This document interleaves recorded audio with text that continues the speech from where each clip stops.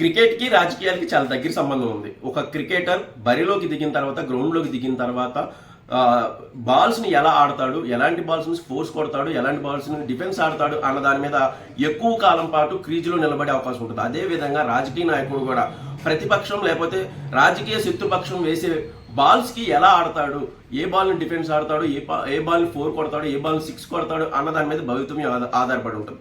జగన్ గారి విషయంలో ముఖ్యంగా మాజీ ముఖ్యమంత్రి హోదాలో ప్రతిపక్ష పార్టీ నేతగా జగన్ గారి విషయంలో నిన్న లడ్డూ విషయంలో పెట్టిన ప్రెస్ మీట్ ఇలాంటిదే.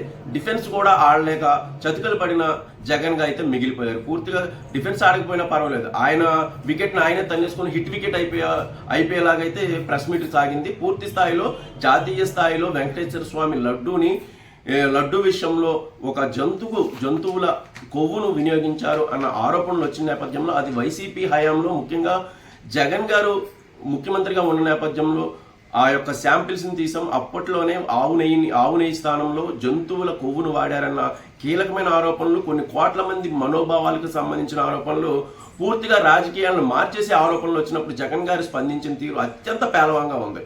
అసలు ఆయన ఏం చెప్తున్నారో, దేని మీద మాట్లాడుతున్నారో కూడా అర్థం కాని పరిస్థితి అయితే ఏర్పడింది. ఆ స్పెల్లింగ్లు పలకడం, అలాగే స్పెల్లింగ్లు మాట్లాడటం, అలాగే ఇంగ్లీష్ మాట్లాడటం ఒక పక్కన పెడితే అసలు దేనికి సమాధానం చెప్పాలి, దేనికి సమాధానం చెప్పకూడదు, సూటిగా ఎలా సమాధానం చెప్పాలనేది కూడా ఆయన యొక్క ప్రసంగంలో, ఆయన యొక్క ప్రెస్ మీట్లో ఎక్కడా కనిపించలేదు. ముఖ్యంగా ఆయన చెప్పిన విషయాల్లో ఒక్కొక్కటి తీసుకుంటే కనుక NAB national accreditation accredited labs గురించి చెప్తున్నప్పుడు దానికి సంబంధించి సర్టిఫికేట్ ఉంటేనే కొండ మీదకి నెయ్యి ట్యాంకర్లు తీసుకువస్తాం, దానికి మళ్ళీ టీటీడీలో ప్రయోగశాలలో పరీక్షించిన తర్వాత వాడతారు అని చెప్పారు. ఆ సర్టిఫికేట్లు తీసుకురాలేదు, ఆ సర్టిఫికేట్లు తీసుకురాకుండానే పరీక్షలు ఇష్టానుసారం చేశారు, నెయ్యిని వాడారు అన్నదే ప్రధాన ఆరోపణ. మళ్ళీ దాని గురించి జగన్ గారు చెప్పడం, దాన్ని వాదించడం, తీసుకొస్తారు సర్టిఫికేట్లు తీసుకురాలేదని విజిలెన్స్ విచారణలో తేలింది కాబట్టి, ఆ నెయ్యిని వాడారని కాబట్టి, ఆ నెయ్యిలో ఉన్న లడ్డూను పరీక్షించారు కాబట్టి, ఇది లాజికల్గా ఆలోచిస్తే అర్థం అవుద్ది జగన్ గారికి. ఆ లడ్డూలో ఉన్న అవశేషాల్లో జంతు కొవ్వు ఉంది, దాన్ని సరిగ్గా వీళ్ళు ఎక్కడ ఏ ల్యాబ్స్లో కూడా పరీక్షించలేదు, ఆ నెయ్యిని అక్రమంగా వచ్చింది అని చెప్పడంతోనే ఈ విషయం బయటకు వచ్చింది. లేకపోతే ఎందుకు బయటకు వస్తుంది? అంతేగాని ల్యాబ్స్లో పరీక్షిస్తారు, మళ్ళీ టీటీడీ ల్యాబ్స్లో పరీక్షిస్తారు అని చెప్పడం అనేది చాలా అసహేతుకంగా ఉంది. అసలు చెప్పే విధానం కూడా జగన్ గారికి పూర్తి స్థాయిలో రాలేదు. అలాగే టీటీడీ బోర్డు కూర్పు విషయంలో అంట జాతీయ స్థాయిలో సిఫార్సులు వస్తాయంట. అది నిజమే, అది అక్షరాల వాస్తవం. కాకపోతే కూర్పు విషయంలో జంబో జట్టు పాలకవర్గాన్ని అయితే నియమించారు. దాంట్లో చాలా మంది ఆరోపణలు ఉన్న వాళ్ళని నియమించారు. అందులోనూ సుబ్బారెడ్డి గారు 45 సార్లు మాల వేశారంట. ఆయన కన్నా మించిన టీటీడీ బోర్డు చైర్మన్ దొరకరు అని చెప్పడం అనేది చిన్నపిల్లలు చెప్పిన సమాధానం లాగైతే నాకైతే అనిపించింది. పూర్తి స్థాయిలో ఇంకోటి ఏంటంటే, దీని మీద విచారణ మీద ఇప్పుడు జరుగుతున్న ప్రచారం మీదంట సుప్రీంకోర్టు జడ్జికి ప్రధానికి లేఖ రాస్తారంట. అంటే విచారణ చేయమని రాయన ఇప్పుడు జరుగుతున్న ప్రచారాన్ని కట్టిపెట్టండి, ఇది కరెక్ట్ ప్రచారం కాదు అని అయితే లేఖ రాస్తారంట.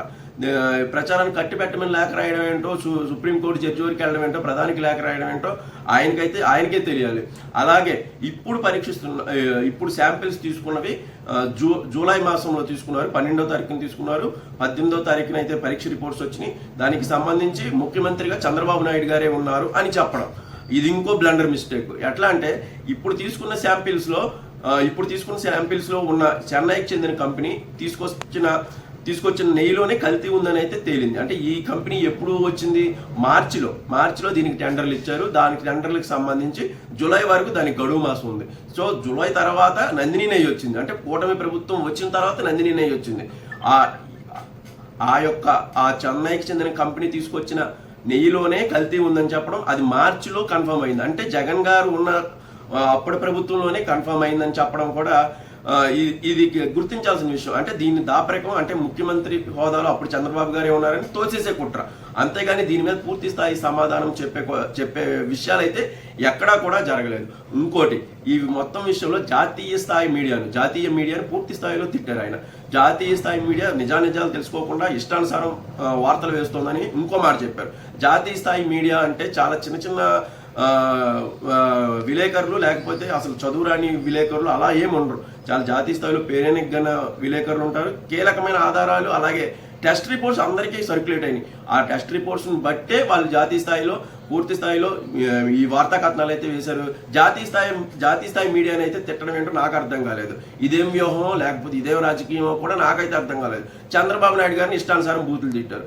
నీ మీద ఆరోపణలు వస్తే చంద్రబాబు నాయుడు గారి మీద తిట్టడం ఏంటి? ముఖ్యమంత్రి స్థాయి హోదాలో టీటీడీ యొక్క హోదాని కానీ ప్రతిష్టని కానీ తగ్గించారు కూటమి ప్రభుత్వంలో అన్నారు. కూటమి ప్రభుత్వంలో తగ్గించలేదు. నెయ్యిని కల్తీ చేసి దాని మీద పూర్తి పర్యవేక్షణ లేకుండా ఇష్టానుసారం కమిషన్లకు గుర్తుపడి కొన్ని కంపెనీస్ని ప్రోత్సహించడం, నందిని డైరీ లాంటి ఒక అత్యున్నత శ్రేణి ఆవు నెయ్యిని అందించే దాన్ని పక్కన పెట్టడం అనేది మీరు చేసిన మీ పాలనలో చేసిన పాపం. దాన్ని గుర్తుపెట్టుకోవాలి. అంతేగాని ఎవరినో ప్రోత్సహించి లేకపోతే కల్తీ చేసిన ఆవు నెయ్యిని తీసుకువచ్చింది వైసీపీ హయాంలో. అది గుర్తుపెట్టుకోవాలి జగన్ గారు. అంటే టీటీడీ యొక్క పూర్తి స్థాయి హోదాని కానీ ప్రతిష్టని కానీ కిందకు కాలు రాసింది ఎవరైనా అంటే వైసీపీ ప్రభుత్వం. దాన్ని మనం డిఫెండ్ చేసుకోవాలి. ఎలా డిఫెండ్ చేసుకోవాలనేది మీకు తెలియాలి. అంతేగాని పూర్తి స్థాయిలో చంద్రబాబు గారు రాజకీయం గురించి లేకపోతే ఇతరత్ర వ్యవహారాల గురించి టీటీడీని వాడుకుంటున్నారు అన్న మాటలు అయితే కరెక్ట్గా లేవు. అవి ప్రజలు కూడా నమ్మే పరిస్థితి లేదు. నువ్వు చెప్పాల్సిన సమాధానం ఏంటి? లడ్డూలో ఎలా కల్తీ నెయ్యి జరిగింది, టీటీడీలో ఏం తప్పు జరిగింది, ఈ గత ఈవో ధర్మారెడ్డి గారి హయాంలో జరిగిన విషయాలు ఏంటి, దీని మీద విచారణ చేయండి, దీని మీద సిబిఐ ఎంక్వైరీ చేయండి, లేకపోతే అత్యున్నతంగా జ్యుడిషియల్ ఎంక్వైరీ చేయండి అని కోరాలి ప్రతిపక్ష పార్టీ హోదాలో. అంతేగాని ఇవన్నీ వదిలేసి నేను లేఖలు రాస్తాను, చంద్రబాబు గారు ఇష్టానుసారం మాట్లాడారు, అసలు ఏ విషయంలో కూడా మాట్లాడిన సుమారుగా 20 నిమిషాలు మాట్లాడారు జగన్ గారు. ఆ 20 నిమిషాల్లో కూడా పూర్తి స్థాయిలో డిఫెండ్ చేసుకోవడం రాలేదు. పూర్తి స్థాయిలో ఎదురుదాడికి దిగాలని చూశారు. ఎదురుదాడి కూడా సరైన రీతిలో చేయలేదు. ఎదురుదాడి చేసామంటే ఎదుటి వ్యక్తి పూర్తిగా నోరు మూసేలాగా ఉండాలి. ఒక విషయాన్ని డిఫెండ్ చేసి ప్రజల్లోకి బలంగా తీసుకువెళ్ళడం, మన వైపు వస్తున్న బలమైన విమర్శని మనం సకాలంలో ఎదుర్కోవడం, దాన్ని మళ్ళీ ప్రతిపక్షం వైపే తోయడం అనేది నేర్చుకోవాల్సిన అవసరం అయితే జగన్ గారు ఉంది. ఇదే తీరున ప్రసంగాలు, ఇదే తీరున ప్రెస్ మీట్లు పెట్టడం వల్ల ఆ పార్టీ ప్రతిష్ట, ఆ పార్టీ తీరు మరింత దిగజారిపోతుంది. కానీ జగన్ గారికి వచ్చిన లాభం కానీ ఏమీ ఉండదు. ముఖ్యంగా అసలు ప్రతి విమర్శను అత్యంత బలంగా ఎలా ఎదుర్కోవాలి అన్న విషయంలో ఒక ఉదాహరణ చెప్తాను.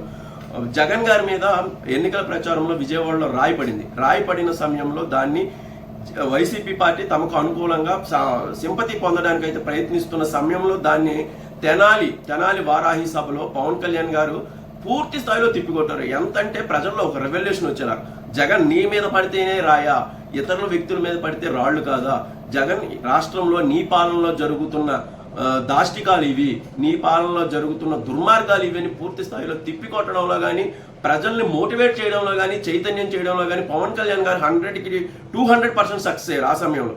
అది విమర్శను తిప్పికొట్టడం అంటే. అంతేగాని వస్తున్న విమర్శలను కనీసం డిఫెండ్ చేసుకోవడం కూడా రాకుండా ఎదుటి వాళ్ళ మీద పడి ఆడవడం కానీ, లేకపోతే ఎదుటి పార్టీల మధ్య మత రాజకీయాలు పెడుతున్నారని చెప్పడం కానీ, దీనివల్ల వైసీపీ ప్రతిష్ట రాను దిగజారుతోంది, పూర్తి స్థాయిలో అధమ స్థాయిలోకి వెళ్తుంది. ఇంకో ముఖ్యమైన విషయం నేను చెప్పాలనుకుంటున్నాను. ముఖ్యంగా వైఎస్ జగన్ గారికి స్పీచ్లు ఎవరైతే రాస్తున్నారో, లేకపోతే ఆయన ఒక ప్రెస్ మీట్ పెడుతున్నప్పుడు దానికి అనుగుణంగా ఎవరైతే ట్రైన్ చేస్తున్నారో ఒక టీం ఉంటుంది. ప్రతి నాయకుడికి ఒక టీం ఉంటుంది. ఆ టీంను ఖచ్చితంగా మార్చాలి. ఎందుకంటే ఇదే తీరున వెళ్తే ఆయన నలుగురిలో నవ్వులు పాలవడం, లేకపోతే మేమర్స్కు మంచి ఆకలి తీరుస్తున్నాడు. మేమర్స్కు మంచి ఆకలి తీర్చే వ్యక్తిగా ఒక బ్రహ్మానందంలా మిగిలిపోవడం అయితే జరుగుతుంది. ముఖ్యంగా ఆ టీములు అయితే మార్చాలి.